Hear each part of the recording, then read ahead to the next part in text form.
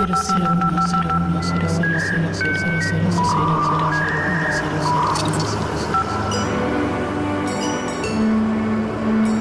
el medio de la red, en el medio estás vos.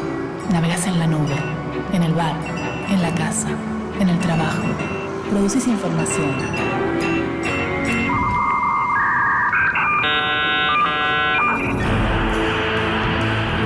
¿Qué subís? ¿Qué subís? ¿Qué mirás? ¿Qué comunicas?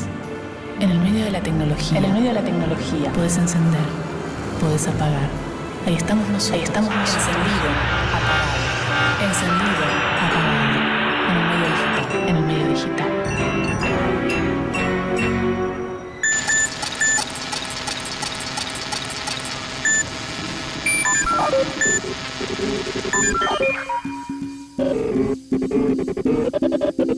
Escuchamos hablar constantemente de hardware, software, dependencia tecnológica, sin saber muchas veces de qué se está hablando.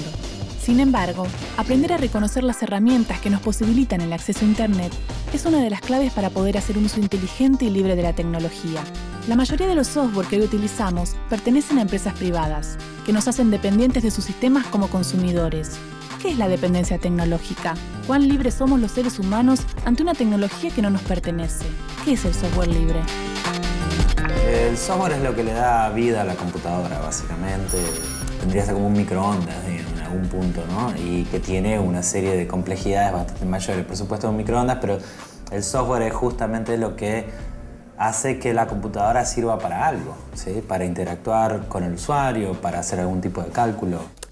Bueno, el software es lo que hace trabajar las computadoras realmente. Las computadoras hacen lo que el software dice que tienen que hacer. Y el software hace lo que el programador definió que el software debe hacer. Entonces, por lo tanto, las computadoras son controladas por el software. Software es, en buena medida, el componente de un montón de cosas que nos rodean. Es el alma de esta sociedad postindustrial. Dicho de una manera menos poética, el software es un programa, un conjunto de instrucciones almacenadas que una máquina ejecuta. En principio, uno puede concebir en sentido amplio el software como una receta de cocina. Si uno sigue correctamente los pasos de esa receta, obtiene un resultado. El primer software en realidad es bastante más antiguo que las computadoras. El software se inventó antes que las computadoras. ¿Por qué? Porque cuando el señor Jacquard en la Francia de Luis XVI se le ocurrió que podía tejer más eficientemente telas muy bonitas, hizo una serie de tarjetas perforadas para los telares, de manera que entraran o salieran las agujas del telar. Y eso era un programa, era algo que le decía al telar dónde tenía que pasar hilos y dónde no pasarlos. Después inventamos las computadoras, que eran calculadoras extraordinariamente poderosas. Y el software surge como necesidad del hardware mismo. O sea, se crea la computadora como una gran calculadora, más rápida, más veloz, que hace cosas... Pero sin el software, el hardware no tiene sentido. O sea, el hardware uno prende y la computadora sin software no hace nada. Se mueven los ventiladores, no pasa nada. El software se empezó a hacer con la primera computadora para darle un uso de computación, justamente de cálculo, de procesamiento al aparato creado para eso.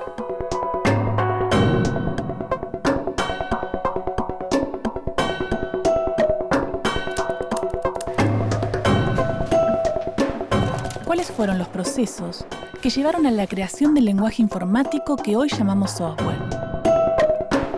Gran Bretaña, 1710. El Parlamento aprueba el Estatuto de la Reina Ana, la primera norma sobre copyright de la historia. La ley establece que todas las obras publicadas gozan de derechos de explotación por un lapso de 14 años, renovable por una vez si el autor continúa con vida. Gran Bretaña, 1774. Una corte falla en beneficio de un librero escocés de apellido Donaldson, que demanda los derechos de publicación de un poema cuyos derechos se encontraban liberados. Por primera vez, se sienta un importante precedente diferente al considerar una obra del dominio público. Francia, 1883. Se celebra la Convención de París. El encuentro establece las bases para garantizar, a través del sistema de patentes, la protección de la propiedad intelectual sobre inventos, marcas y diseños industriales. Suiza, 1886. Se firma el Convenio de Berna. El acuerdo extiende las regulaciones sobre derecho a copia y explotación a todas las producciones del campo literario, artístico y científico. Gran Bretaña, 1968. Se registra la primera patente de software. Se trata de un algoritmo desarrollado por Martin Goetz, pionero en la comercialización de este tipo de productos. Por entonces, los programas eran personalizados o gratuitos y esta industria todavía no se había desarrollado. Estados Unidos, 1969. Se desarrolla el sistema operativo Unix. En sus primeros años, circula entre la comunidad académica que lo va perfeccionando. A diferencia de sus predecesores, Unix es un sistema operativo portable y multitarea, y su llegada supone una revolución en el mundo de la informática. Estados Unidos, 1975. Miembros del Homebrew Computer Club, un grupo de aficionados a las computadoras, realizan una copia de un intérprete del lenguaje BASIC y crean así el primer software pirata. Ese mismo año, Bill Gates funda Microsoft y se expresa en duros términos en contra de la piratería. Estados Unidos, 1983. El programador Richard Stallman lanza el proyecto GNU. Su objetivo es desarrollar un sistema operativo basado en Unix, pero que le permita al usuario modificarlo, estudiarlo y compartirlo sin que pesen sobre él infracciones de copyright. 2 años más tarde,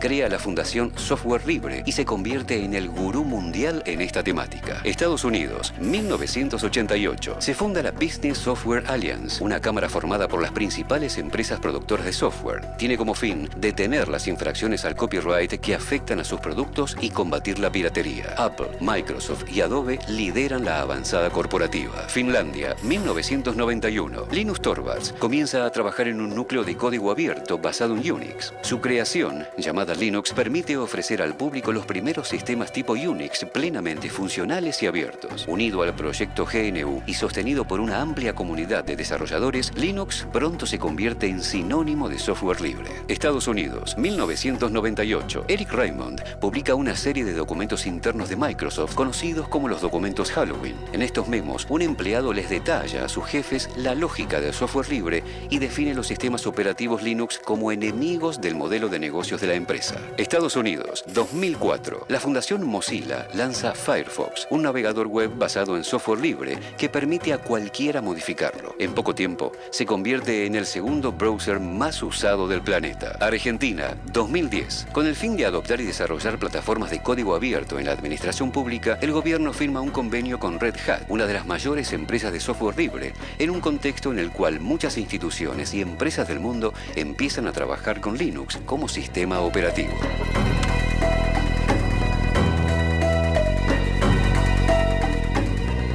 Con el software hay dos posibilidades. O los usuarios tienen el control del programa o el programa tiene el control de los usuarios. El primer caso es el software libre, porque si los usuarios tienen unas libertades esenciales, efectivamente tienen el control del programa. Y es la manera ética de distribuir un programa. Pero si los usuarios no tienen bastante libertad como para tener el control efectivo del programa, el programa tiene el control de los usuarios y lo llamamos software privativo. Privativo porque priva de su libertad a sus usuarios. Los usuarios no tienen el control de este programa, pero alguien tiene el control del programa y a través del programa el control de los usuarios. Entonces el programa privativo es un yugo, un instrumento para que él someta a gente. Es un sistema de poder injusto y no debería existir. Cuando hablamos de software libre, en realidad es una construcción retórica para referirnos a la libertad que tienen los usuarios del software para hacer cosas con él. Software libre es aquel que le da al usuario 4 libertades fundamentales. La libertad de usarlo con cualquier propósito. La libertad de estudiar cómo el software funciona y adaptarlo a las propias necesidades. La libertad de redistribuir ese software a otros. Y la libertad de redistribuir las modificaciones que uno haga a ese software a otras personas. Hay un viejo ejemplo. Si yo tengo una manzana y te la doy, me quedo sin manzana. Pero si tengo una idea y te la doy, no por eso me quedo sin ideas. En realidad lo que hemos hecho es multiplicar.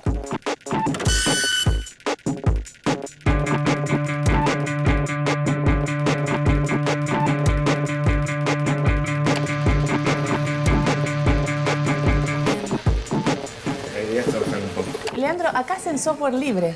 Algo así. Acá hacemos, sí. Esto es un GECOP, que es una cooperativa que trabajamos con software libre y hacemos software libre. ¿Y qué es exactamente hacer software libre? ¿En qué trabajan? Y básicamente hacer software libre es programar computadoras. Entonces nosotros usamos un programa para escribir, por ejemplo, y quienes lo saben armar son ustedes que hacen software libre y si no, el software privado como Microsoft. Exacto. Los programadores hacemos la misma tarea, hagamos software libre o hagamos el software privativo. ¿Y acá qué están haciendo? Bueno, acá están trabajando. Buenas. Buen día. ¿Qué tal? Y por ejemplo, ¿en qué están trabajando? ¿Vos en qué estás trabajando? Por ejemplo, estamos agregando unas funciones. Así se ve un programa compilado. Esto es la representación de lo que entiende la compu. O sea Imposible. que así entiende la computadora un programa que luego nosotros vamos a usar Exactamente. y que va a ser muy Exacto. sencillo para nosotros los usuarios. Exacto. Este programa, por ejemplo, hace lo siguiente. Le decimos hola mundo, dice Hola mundo. Eso es todo lo que hace ese programa. pero si vemos de nuevo, es todo esto. Es todo eso. Todos esos códigos para decir hola mundo. Exacto. Para decir lo que vos le digas que diga. El mundo del software es muy grande y uno no sabe todo lo que se puede hacer, no conoce todas las formas de implementar algo, entonces el primer paso siempre que queremos hacer algo es empezar a ver código. Como es software libre, por ahí alguien ya lo hizo y no funciona. Y si no nos funciona, por ahí podemos tomar algunas buenas ideas de esas personas y hacer que nuestro software sea mejor. En este caso pasó eso.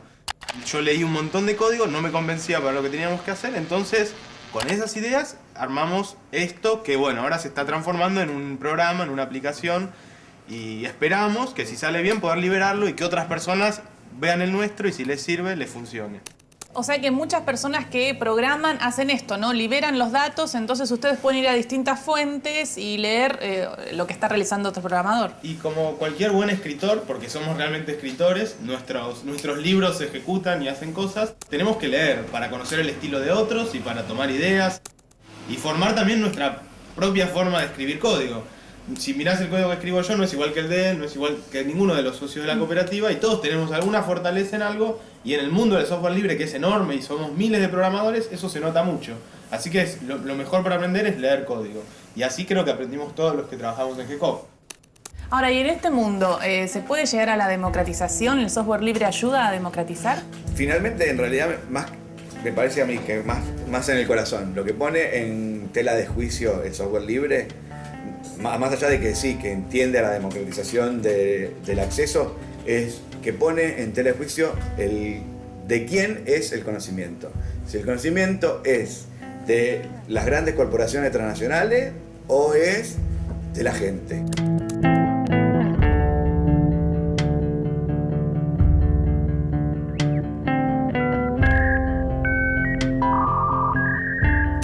Software argentino en general existe mucho. Software libre argentino también existe.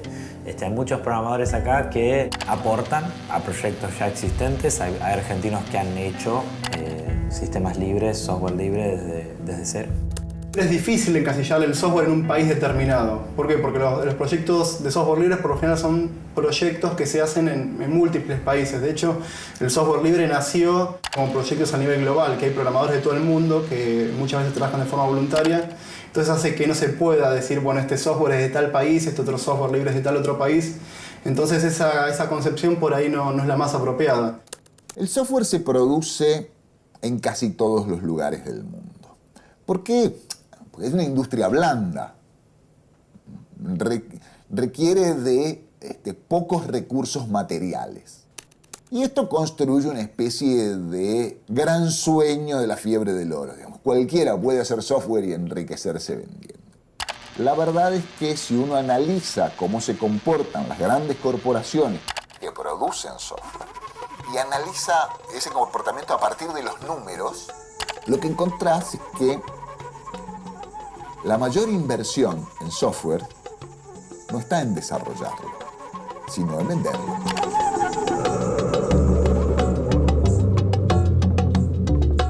Un boicot político fue el puntapié para que Venezuela decidiera iniciar la transición al software libre. A fines de 2002, sectores empresarios y políticos emprendieron una huelga contra el gobierno de Hugo Chávez. Durante el llamado paro petrolero, la directiva y algunos trabajadores de la nómina mayor de la petrolera estatal PDVSA paralizaron la empresa con el fin de obligar al presidente a cambiar el rumbo de su política económica.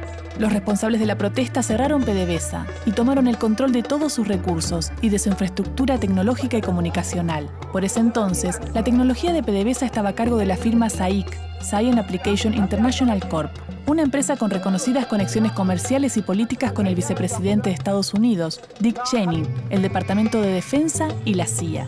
Durante la medida de fuerza, algunos participantes abandonaron el país. Pero antes, modificaron las contraseñas y conservaron el control remoto de todos los servidores de PDVSA. Eligieron no destruir los datos porque pensaron que regresarían a los pocos meses, cuando el gobierno de Chávez hubiera capitulado a sus demandas. Sin embargo, 200 de los 4.800 administradores de PDVSA decidieron quedarse en el país y salvar la empresa. Su mayor problema fue la infraestructura informática. Muchos de los servidores eran plataformas Windows que usaban software privativo, como el CQL Server. Finalmente, y con la ayuda de hackers locales, estos empleados lograron recuperar el control de los servidores y consiguieron que la industria petrolera permaneciera activa hasta la finalización del paro, en febrero de 2003. Fortalecido por haber superado el boicot, pero alertado por sus implicancias, el gobierno entendió los peligros de depender tecnológicamente de una empresa extranjera. Y en 2004, firmó un decreto donde estipuló la migración a software libre de todos los órganos de la Administración Pública Nacional. Desde entonces, la plataforma líder del software libre venezolano es el sistema operativo Canaima, una distribución basada en el Linux Debian y desarrollada por el Centro Nacional de Tecnologías de Información. A su vez, existen instituciones como el Centro Nacional de Desarrollo e Investigación en Tecnologías Libres, CENDITEL, cuya misión es promover la soberanía tecnológica del país y alentar la enseñanza y fabricación de software y hardware libre.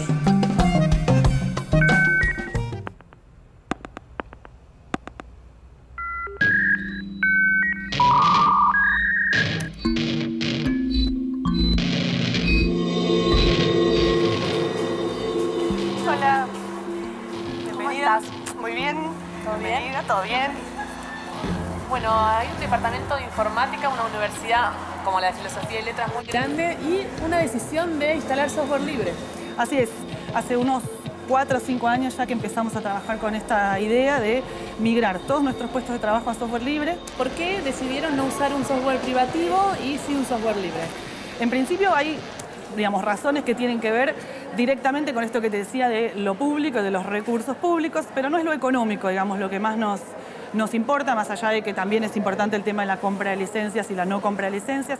El software libre no necesariamente es gratuito, pero la mayoría del software libre es gratuito. También tiene que ver fundamentalmente con una forma de producción, con una forma de trabajo que tiene mucha identidad con la forma de producción de conocimiento que hay en la universidad pública. Quizás lo más importante también es que se adapta el software libre a ustedes. Ustedes pueden cambiar aplicaciones. Exactamente, una de las características principales del software libre es el acceso al código fuente. Y de esa forma se puede adaptar cualquier software a necesidades específicas de una institución con sus particularidades, como es Filo, entre otras. Y así nace Filux. Así es, así nace Filux. Nosotros lo pensamos como una transición, digamos. Hay un poco de mito en relación con el tema del cambio tecnológico, de que es difícil, de que es traumático. Un poco sí y un poco no.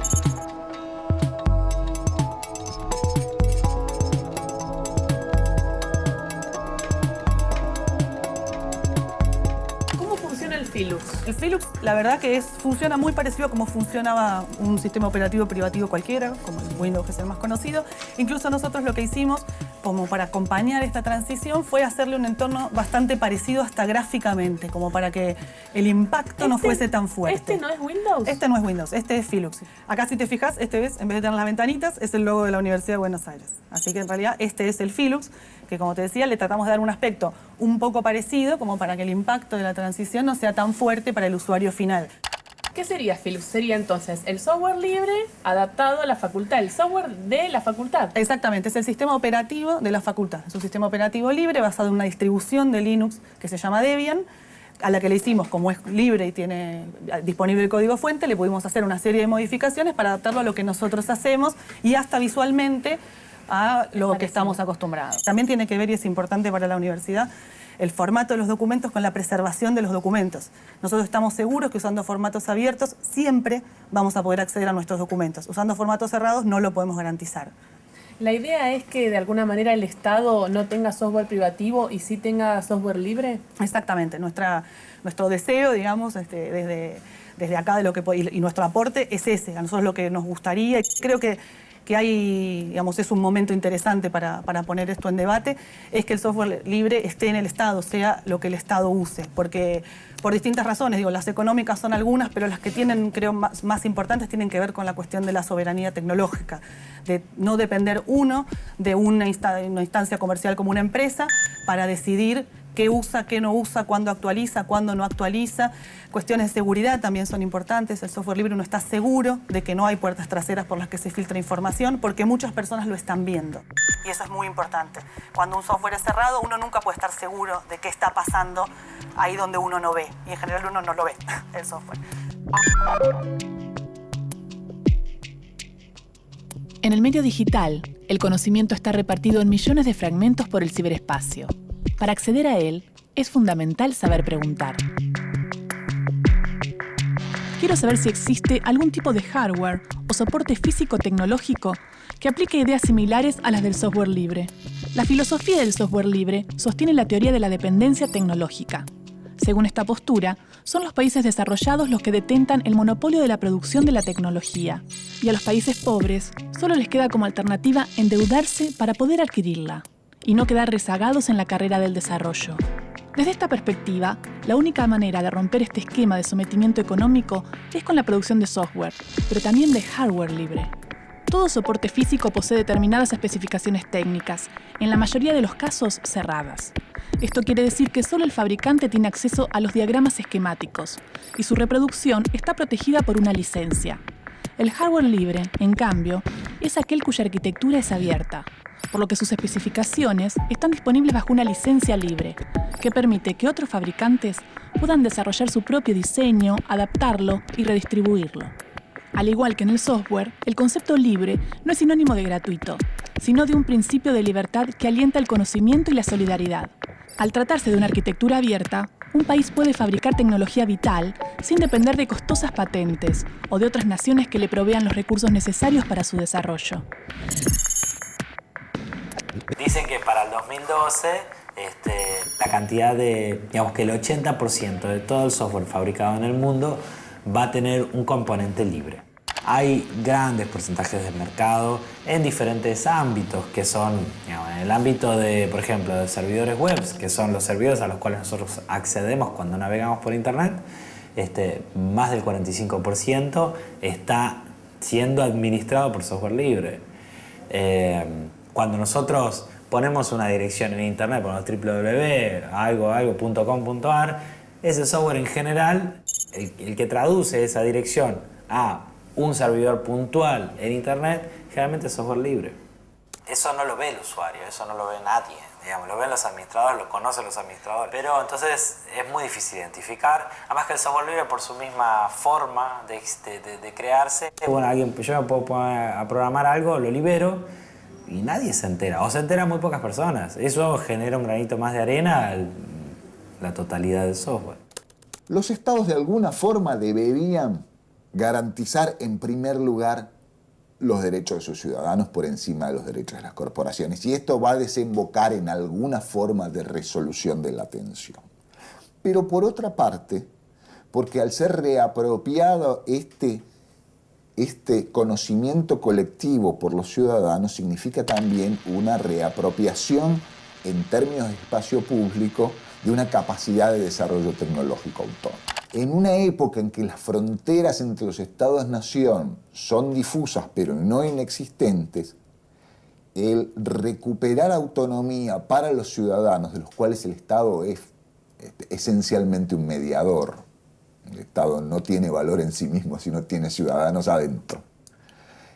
Reapropiar esto, redistribuirlo, significa marcar un nuevo rumbo en términos de política tecnológica. Haces tu informática por tu propio placer. Si pierdes control de tu informática, es una lástima para ti. Y te diría, lo siento, qué lástima. Pero no me quejaría a ti, porque no me habrías abusado perdiendo tu control de tu informática. Pero el Estado hace su informática por el pueblo, por los ciudadanos, por los habitantes. Cada agencia pública tiene, por lo tanto, una responsabilidad de mantener su control de su informática siempre. Si pierde el control de su informática usando, por ejemplo, un programa privativo, es culpable de incumplimiento de su responsabilidad. Las agencias públicas deben, por lo tanto, migrar totalmente al software libre. No propongo migrar en una semana. Esta migración sería muchas etapas y tendría que hacerse a través de años, comprendo, pero debe hacerse.